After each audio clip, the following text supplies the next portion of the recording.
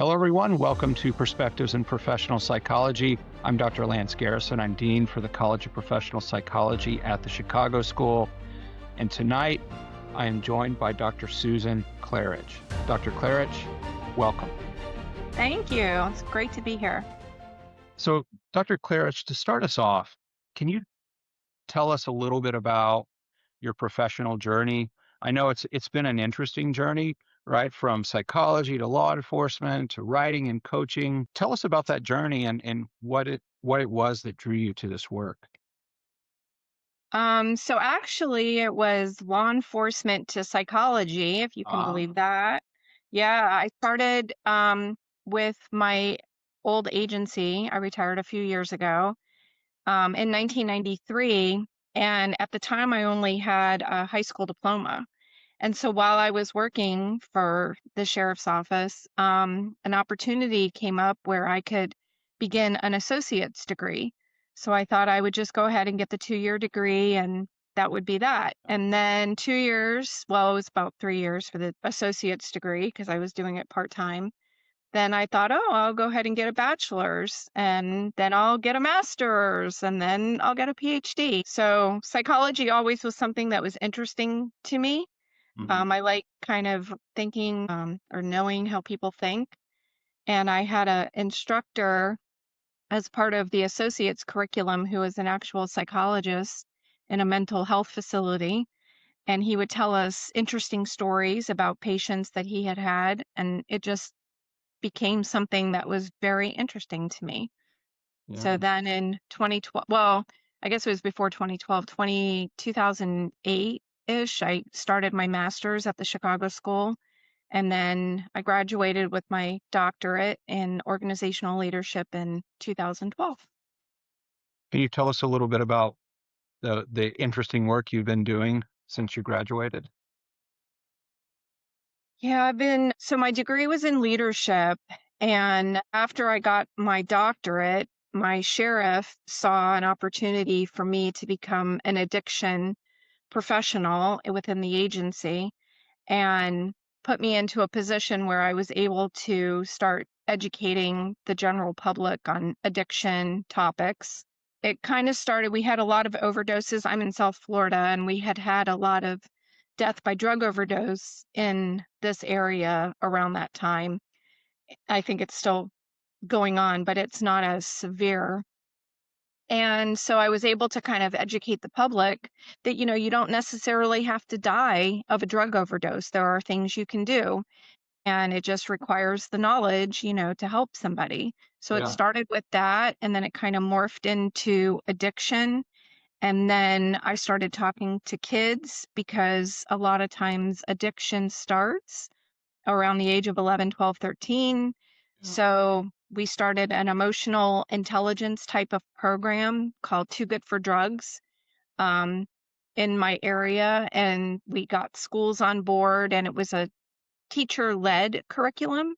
So I would Yeah. train the teachers, and the teachers would incorporate the curriculum into their classes. So it was really good because I was able to kind of use my leadership skills from the Chicago school and then my love of psychology. It was a really good Mhm. fit. That's fantastic. Now, I know much of your career has been focused on prevention and education, and as you mentioned, particularly around addiction and overdose awareness.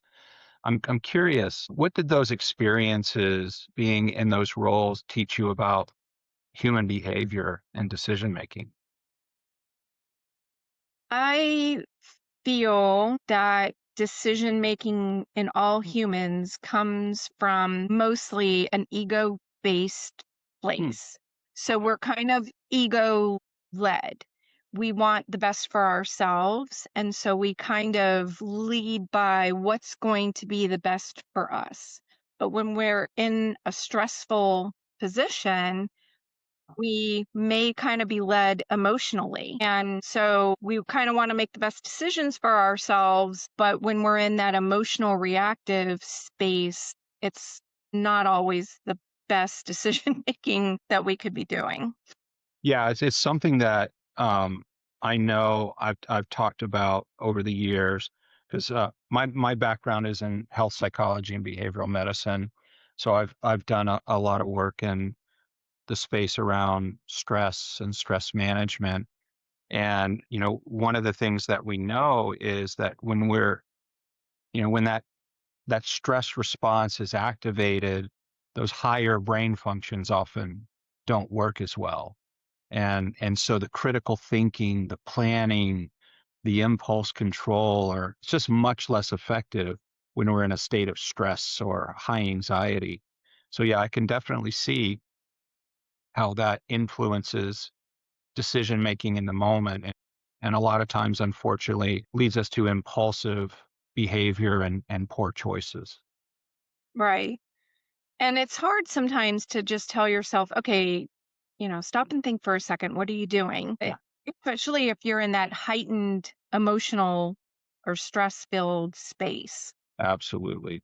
Yeah, it takes a lot of work, intentional work, to be able to kind of develop the level of self-awareness that would allow you to recognize that you're in kind of a compromised cognitive state, maybe a hyper emotional state, and step back from that. It's just tough in the moment. It's doable, Right. but it takes work for sure. Right. Right.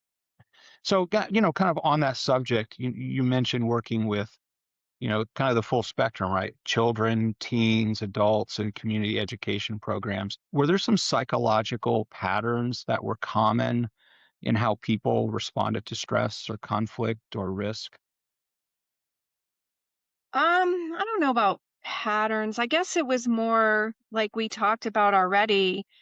The decision making ability just really it was there, but it was too quick. It wasn't beneficial, I guess, to Yeah. um the individual. And then, children don't really have the full cognitive ability yet to, make those decisions. So, yeah, and I had been a 911 dispatcher for about 14 years as well before this program started. Oh. So I had a lot of that experience coming into, how people are going to react when they're emotionally or stressfully aroused. Yeah, I can imagine, excuse me, how that experience of being a dispatcher for 911 could kind of influence your perspective in this regard. Because how many people call 911 when they're in a kind of calm and centered space, right? It's always a crisis. Yeah, nobody calls the police when they're having a good day. They're Right. calling the police because something is not right. Yeah, that kind of leads me to maybe getting into one of the particular areas that you've been focused on, and that's positive intelligence. So could you tell us a little bit about, myself included, tell us a little bit about positive intelligence for those who are unfamiliar with the concept. What exactly is it? Okay, so what it is not is Okay, let's start pretending, there. yeah, pretending that you're happy and positive. That is not positive intelligence. So, positive intelligence is a program started by this man, Shirzad Charmaine, and he has used this program extensively with CEOs of big corporations, training the individuals within the corporation on the practices. So, positive intelligence comes from the idea that we have within us all a primary thing called a saboteur, and the saboteur is a judge. And so as soon as I say judge, we all kind of understand, right? Like I'm judging you or I'm judging myself. I wish I could do that better. Why doesn't my hair look good? Why, we're judging ourselves or I'm judging people as I'm driving down the street. Why doesn't that man drive the way I want him to drive? That's the judge. Uh, And then the judge is supported by 9 other, what the program calls saboteurs, and these are concepts that we have developed over time to protect ourselves. As an example, a hyperachiever. So, a hyperachiever may be somebody who is the type A personality. I actually scored very high on that personally. Type A personality, wants to have A's on every test that they take. Very active, wants all of the accolade awards, right? Yeah, They are very go-getter type of persons, and that's only one. And there's nothing wrong with that. That's a very good sure. thing. The problem becomes when the judge takes control and you as an individual begin judging other people. Well, how come that person's not a hyperachiever? I'm a hyperachiever. Look how wonderful I am. So the program just kind of centers around focusing on ourselves. We find out what our main saboteurs are. We all have the judge, and then what the other ones are that supports the judge, and just kind of recognizing that. And learning about ourselves can kind of help make ourselves better. Yeah. So if I understand correctly, I'll just kind of try to recap. Positive intelligence is just not necessarily just positive self-talk, right? It's it's this awareness of these kind of 9 or 10 inner dynamics that we have some configuration of that influence how we think about ourselves in the context of the world around us. Did I Yeah. capture it there? Yeah. Yeah, it's interesting. I think for most of us who have gone through higher education, particularly those who have gotten a doctoral degree, there's some degree of high achiever slash chasing perfection and a voice inside of us. And once But again, there's nothing wrong with that. Nothing right. wrong. The problem becomes when we expect, everybody else to be a high achiever, or when we talk Sure. bad about ourselves. Oh my gosh, I only got an A minus. How come I didn't get an A plus? I'm such a bad student, or, Yeah. whatever horrible thing we say about ourselves. Yeah, one of the things that I think is really important to acknowledge is that all of us have some configuration of these internal dialogues, right? Whether it's high achieving or the internal judge. And it's okay, right? It's totally normal to have those internal dialogues going. It just becomes a problem based on how it's affecting your psychological, your emotional, and your social health. When it starts to impair those areas, maybe it's time to pay a little bit more attention and do something about it. Sure, yeah. It's all about being on a path to wellness, making ourselves the best we can be. Yeah. Well, I'm curious. Is there a saboteur that you see happening most frequently in high performing individuals or leaders? Yeah. Um, I would say hyperachiever, definitely. Hyper rational also. So hyper rational is somebody who's very by the books, a stickler. It should be this way. There's no other possible way to be. This Yeah. is the perfect way. I don't know. Stickler. A stickler is another a saboteur in the program. So Yeah. stickler would be another type that would maybe influence a leader. It has to be my way or the highway. Everything's got to line up a certain way. So those, Yeah. I would say, yeah. Sounds like it's kind of boils down to the level of rigidity, right? It's this lack of cognitive flexibility. It has to be this way, or I have to be this way, or they have to be this way. That's when it becomes an issue. And you're saying you see that a lot, or maybe not a lot, but more frequently in high performing individuals. Sure. Yeah. I mean, they got to the position that they're Yeah. in because they held themselves to a certain higher standard, maybe to their detriment.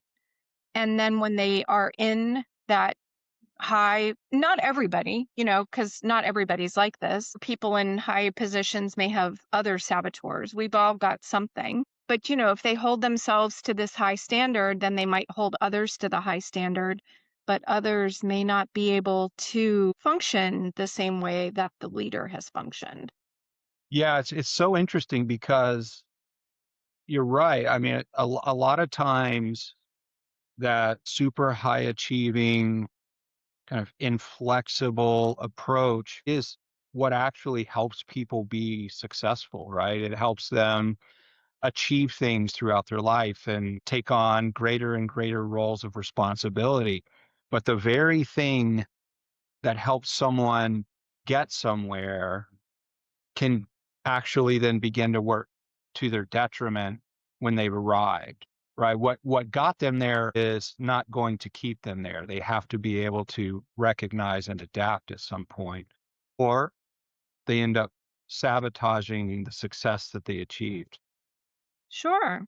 And a lot of times, when we start out on the lower level of the totem pole or on the ladder, the way that you do that job is not the same way you're going to be able to do a similar job as you move up the ladder because now you're in a leadership position over people where before Yeah. you were just kind of, doing the job.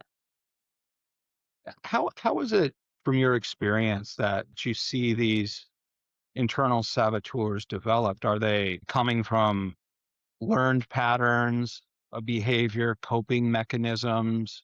Are they personality traits or something else altogether? So the program teaches us that it comes in childhood.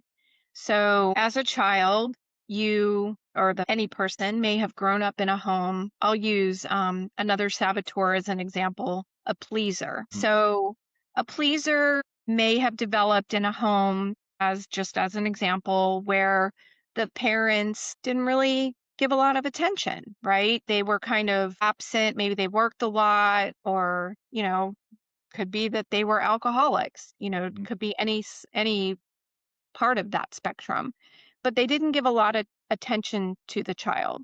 So the child learned if they performed or if they performed acts of service or if, they brought their mother a coffee every, hour or something, they would receive attention, they would receive love. So they learned over time that pleasing, being helpful, giving things got them attention and got them the love that they were after from, when they were 5 years old. And the problem is, you're not 5 years old anymore. You're a right. 55-year-old woman. You don't have to please to get attention anymore. Right. But you're still operating on those same principles, right? Correct. Yeah, I hold a very similar view. I come from a very kind of behavioral orientation, and so what you were describing really resonated with me, right? And in some ways, it's about how the child is trying to successfully navigate their world, right? So what do I need to do to get the attention I'm looking for from my parents? What do I need to do to avoid negative attention or punishing behavior from my parents? So kids are so malleable and adaptable and smart that they figure out these strategies to kind of cope with their world. And those get Mhm. pretty cemented in their personality and their behavioral patterns over time, and that carries through into adulthood. And if those things continue to work for them, it just cements it even further. But at some Right. point, I think the real hard part for folks is that, again, it's kind of what we were talking about earlier. What got you there is not necessarily what's going to work to keep you there. And so all of these things that worked throughout these critical phases of your development, particularly if you're coming from a dysfunctional family environment, when you get into the broader real world of work and social relationships and navigating all the things that worked for you with this dysfunctional family environment are no longer working, and they're actually creating a lot of potential chaos or social distress or interpersonal challenges. So it's just, Sure. yeah, very interesting perspective. And truthfully, it doesn't even have to be a dysfunctional childhood that That's you have true. It come is. from. It could just be your personality or your needs as a child were not fulfilled in a way that the adult could do it. Yeah. They just didn't mesh for whatever reason. So as a child, it just goes to what you were saying. They became malleable and they were able to kind of change their environment, change themselves to get what they need. What we all want is love. Yeah, at the core, right? We want love, we want predictability, we want stability. Yeah, Right. and I think it's a good point. And it's probably unfair for me to frame it in a maladaptive family system perspective, right? Because every family has their own culture, right? They're Mhm. just like micro family cultures, and each one is unique, right? It has its own kind of special space and context that it operates within. And I think sometimes even within kind of like the normative range of kind of individual family cultures, some are going to tend to diverge a little bit more and may cement certain patterns in kids that may make it more challenging for them as they move into broader, more normative social contexts. Sure. Yep. Yep, absolutely. What are some of the signs that you've seen that one of our saboteurs is driving our behavior in ways that are not healthy, maybe driving our behavior rather than our more thoughtful, kind of balanced self? So right away, as soon as you find yourself judging, Mhm. that's the key. As soon as you find yourself, so I'll use myself as an example. I Okay. cannot stand drivers who speed. I hate it. I feel so here goes. Now I'll give you my own personality profile. I feel there's a rule that should be followed. So hyper rational, right? There's a rule that should be followed. Why are you not following the rule? I am following the rule. Why can you not follow the rule? The rule is 45 miles per hour. What is so difficult about that concept? So, right there, I'm showing you I'm in judgment mode, right? Yeah. I am judging the driver who just passed me. Why is that driver doing whatever it is that he is doing? I, the perfect one, am doing the correct thing. Why can you, the driver, not do the correct thing? Yeah. So as soon as you catch yourself, there's a whole series of things, and I practice them daily that you have to do. And they're little mini exercises, and it gets you out of that judgmental zone. I'd love to hear more about those exercises. What is it that you do for yourself to deal with that hyper rational judging voice that pops up for you? So as soon as I catch myself, it's usually behind the wheel. I see that I'm judging and I focus in, and there are 10-second exercises. So one of them is pressing your fingers together. And when you press your fingers together, it's just for 10 seconds. You really focus on the feeling of the ridges of your fingertips, the Mm, pressure, the temperature of your fingers. And what it's doing is it's getting you out of that judgmental mode and it's bringing you into your center and back to this moment right here. yeah. So you don't have, it doesn't have to be your fingers. You can maybe because you're behind the wheel of a car, you can kind of like, okay, I feel my foot on the gas or I feel my foot on the brake. I feel the steering wheel beneath my hands. I feel the seat that I'm sitting on and really just concentrate. And really, all you need is 10 seconds and it Yeah. gets you out of that judgmental thing. And now you're back in the car, you're back where you're supposed to be and you're not worried about whatever's going on around you. And then, breathing, of course, helps. So Yeah, it's so funny that you used a driving example because I've kind of gone through a similar process, and in what you're describing, I'm very interested in mindfulness practice, and what you're describing to me is using a physical some sort of physical cue to pull yourself out of your head and back into the present moment. And I think that's so powerful.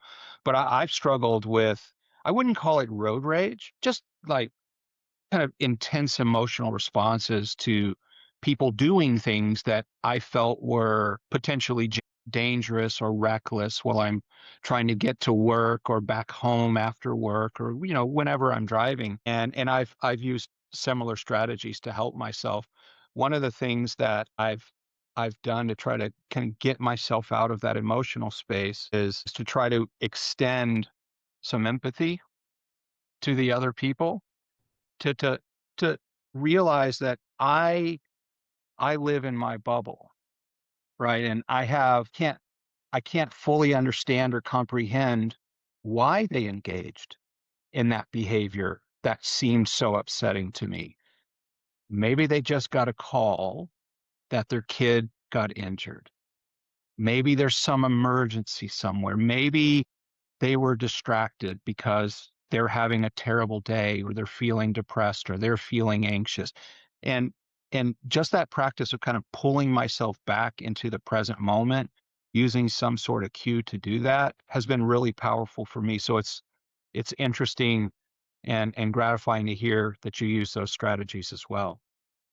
Yeah, well, the program teaches you that. It's all about though you have to get that to that place of empathy that you talk about, you Mhm. have to get out of the judgment area. Absolutely. Because for myself, when I'm in that judgment area, I have no empathy. I'm worried about me and why you are not doing what I want you to do, right? Right. But as soon as I get myself out of that judgment zone and I'm more focused on the moment, the mindfulness area, all of a sudden it occurs to me what you just said. Yeah, his wife may be having a baby, or Yeah. she may, have to get her child to the doctor, or, Yeah. 100,000 things that we can't even think about. The other thing that I had to remind myself of was just a simple question. Who's being impacted by, and I'll use your language, the judge, right? I'm the only one experiencing the distress over this.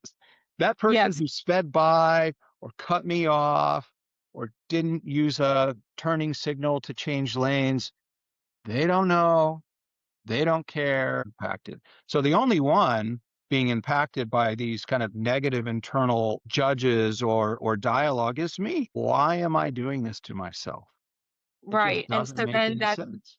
Right, and so then that's where it's hurting you. The Yeah. the judge is actually hurting you, and the saboteurs are helping in hurting yourself, and why do we wanna hurt ourselves? Yeah. Why are we doing this to ourselves? So I'm curious, in your experience, so we talked about that kind of pulling yourself back into the moment away from the judge. What happens when people begin to recognize their own saboteurs? Is that awareness alone enough to start to shift their behavior, or is something more required?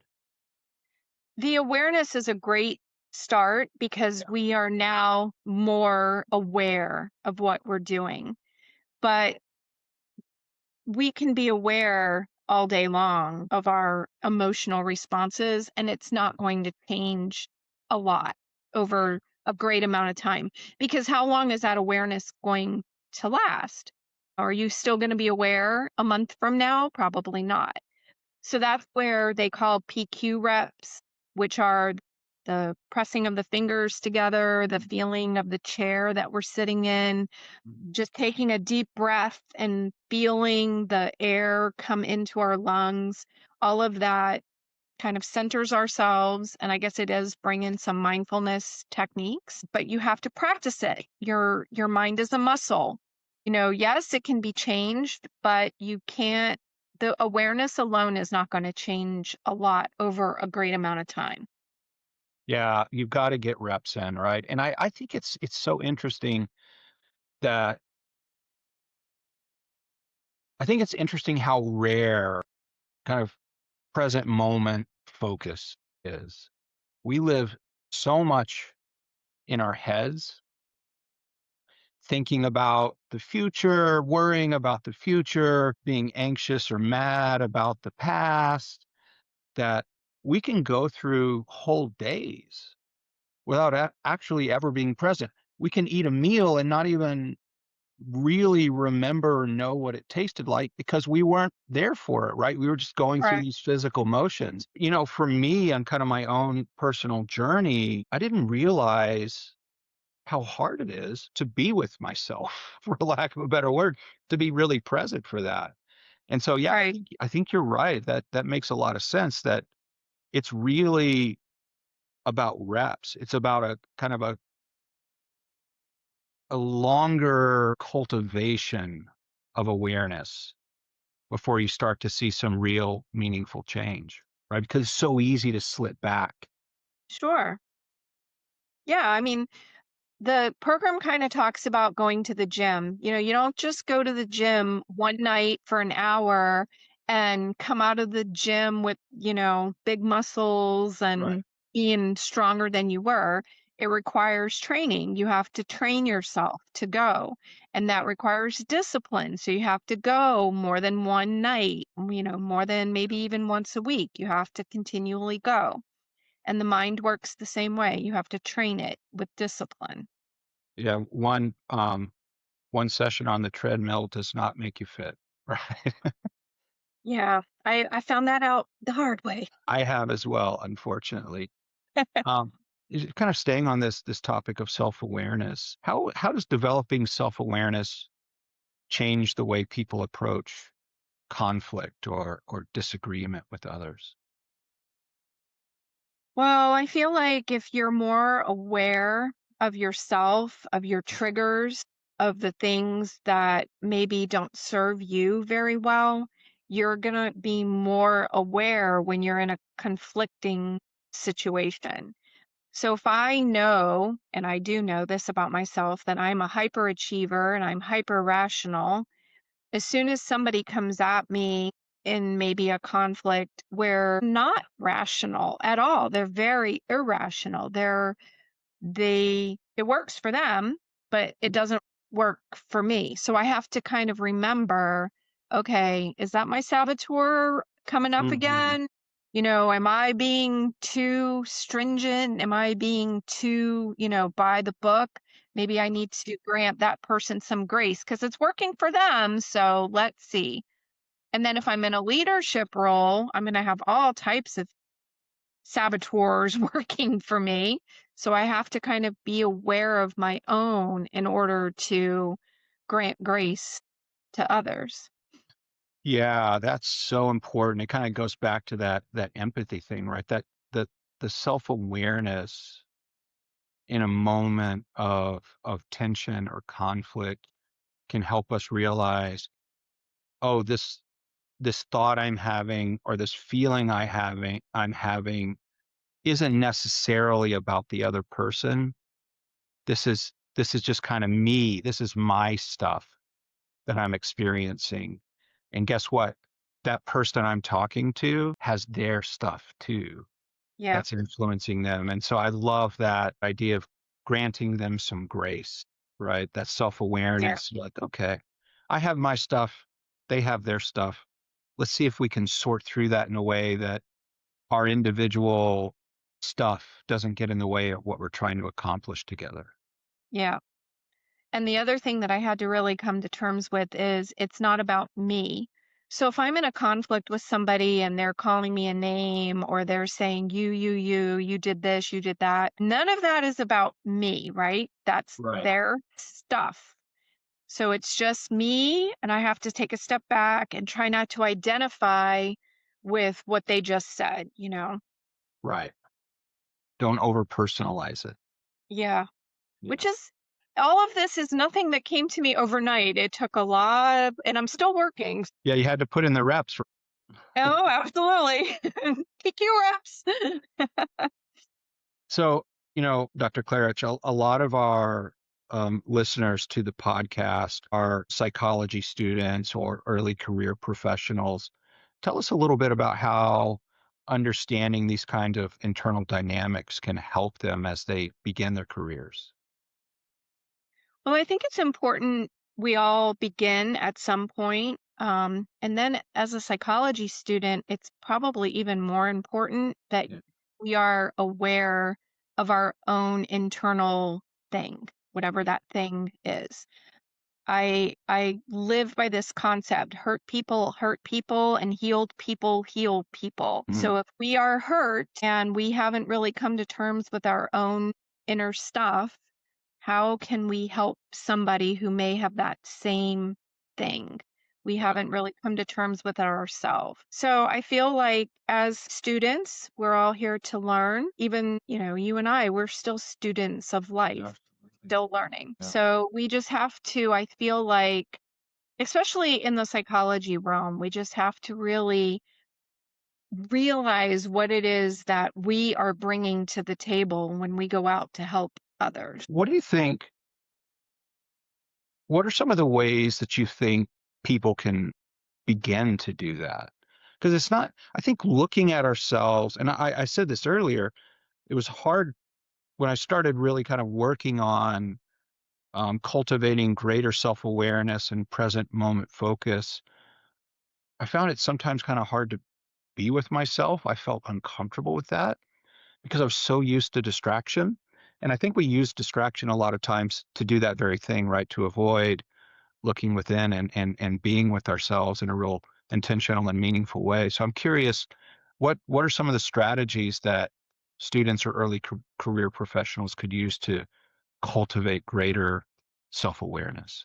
Well, it's a learned behavior, distraction. Mm, yeah. We grow up watching cartoons or grow up watching our phone or grow up, I don't know, doing anything, eating, drinking, whatever it is, to not sit with ourselves. So I think taking, 5 minutes a day, and it might go longer as you get into the practice of it, but take 5 minutes a day and sit with yourself and just kind of, I don't know, feel that feeling. It's going to be uncomfortable. Yes. I'm a writer. I like to write. So I write things that I'm grateful for, which has changed my life, I tell you.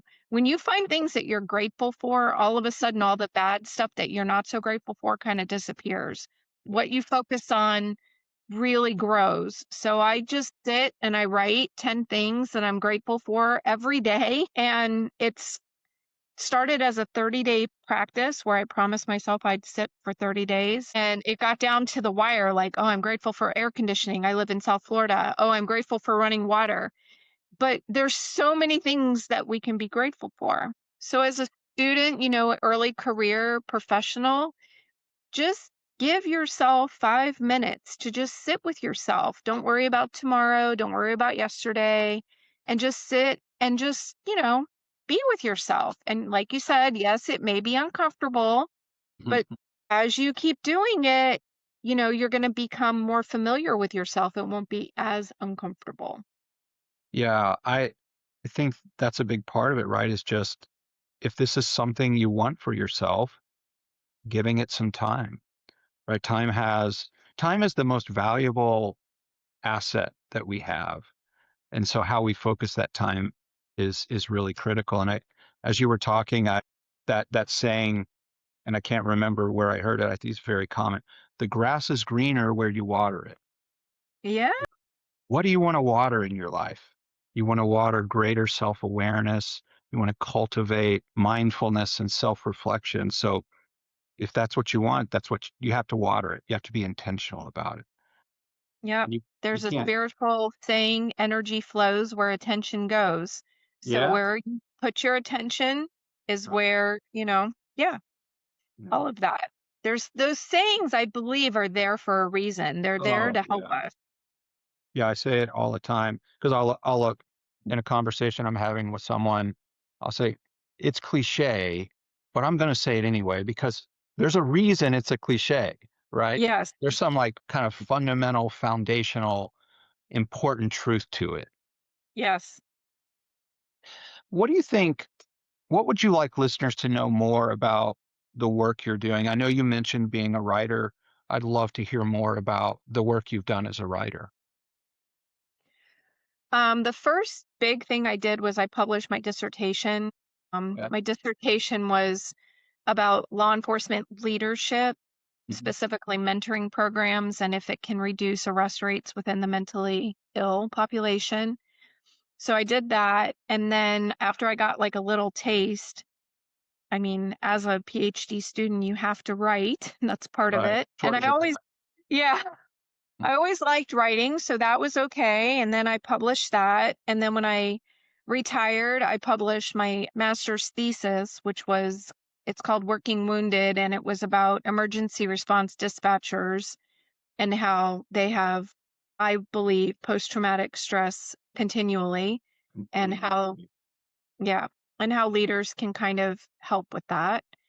And so I kept getting these little tastes of publishing, and I've started doing a lot more like little stories. Most of them are creative fiction, creative nonfiction, little stories, and publishing them through different magazines and journals that I find.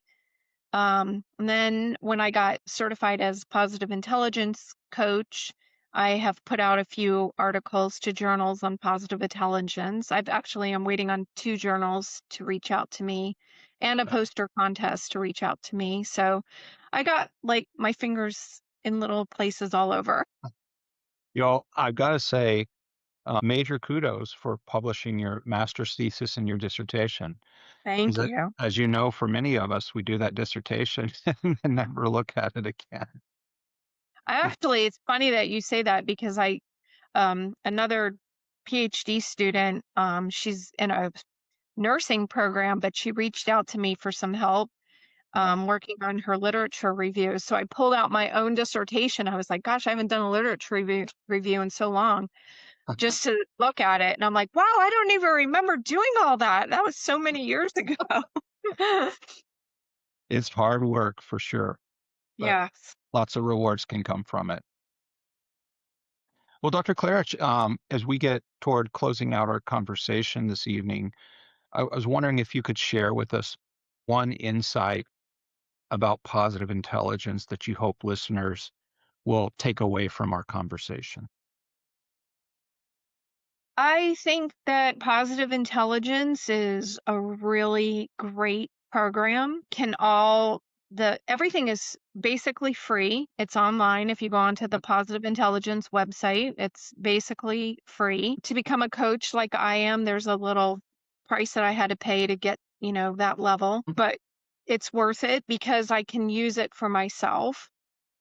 So if you go on the Positive Intelligence website, there is a test that you can take, and it's I think a 50 or 40 question little personality test, and it's just very easy questions. When you see XYZ, would you respond this way or that way? And then at the end, you get an assessment, and you can find out what your own saboteurs are. And then Okay. from that, you can decide if you want to continue working on it, and doing the PQ reps are very easily. It's just what I described, 10 Yeah. seconds. And you do 10 seconds. Every time you feel that judge come on, you do 10-second little PQ reps. And over time, you build up a stronger brain muscle, right? Yeah. And you respond differently. So I think the take back from this conversation is everyone should at least try it, give themselves a chance. It's nothing hard to do. It just requires some discipline. Right. It's not hard, but it takes work, it takes intention, and it takes some discipline. Yeah, intention, definitely. Yeah. Well, Dr. Klarich, I really enjoyed speaking with you this evening. Thank you for joining me on the podcast.